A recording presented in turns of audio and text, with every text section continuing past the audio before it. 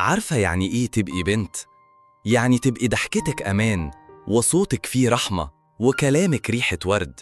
مش خناق، مش تحدي، مش ألفاظ توجع ولا نظرة تعاند.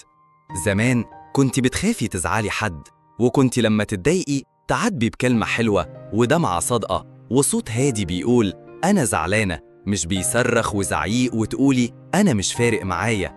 إنما دلوقتي فرحانة إنك بقيتي راجل، بتتكلمي زيهم، بتمشي وتحلفي وتزعقي كأنك واحدة في خناقة دايمة مع الدنيا، بتعندي وتكشري وتقولي أنا بألف راجل. فاكرة إن دي قوة؟ لا والله، دي أسوأ، مش من طباعك ولا من طبيعتك ولا من اللي ربنا خلقك عليه. بصي لنفسك في المراية، وشك متشنج، نظرتك ناشفة، صوتك عالي، قلبك مليان حرب بدل السلام. فين البنت اللي كانت الضحكة تطلع منها من غير تكلف؟ فين اللي كلامها كان بيطمن مش يجرح؟ فين اللي كانت لما تزعل بذوق، ولما تعاتب برقة؟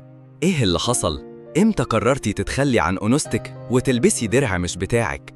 امتى صدقتي إن القوة في الصراخ، وإن الرجولة في الشدة، وإن الحنية ضعف، وإنك لازم تعندي عشان تثبتي وجودك؟ نسيتي إن أعظم ستات في التاريخ كانوا أنوثة تمشي على الأرض. السيدة خديجة، السيدة مريم، السيدة فاطمة، كانوا رقيقات لكن أقوياء، كانوا أحن من النسيم وأصلب من الجبال. المراية مش بس بتوريكي شكلك، دي بتوريكي قد إيه بقى بينك وبين نفسك مسافة محتاجة ترد، وحتة من روحك لازم ترجعي تاخديها. رجوعك مش ضعف، رجوعك هو أول خطوة ناحية قوتك الحقيقية، قوة الأنثى اللي في قلبها طاقة حياة مش طاقة خصام، اللي لما تتكلم الناس تسكت، مش عشان صوتها عالي، بس عشان كلامها فيه رقة ووجودها فيه هيبة.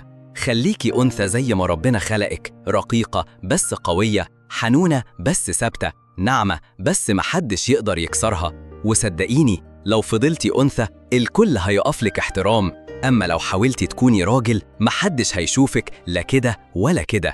خلي فيكي من الورد ريحته ورقته وشوقه كمان، بس تفضلي وردة.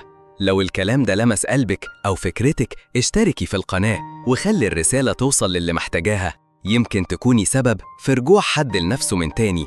وخلي دايما في قلبك مساحة تسمعي بيها، لأن في كلام لازم يتسمع.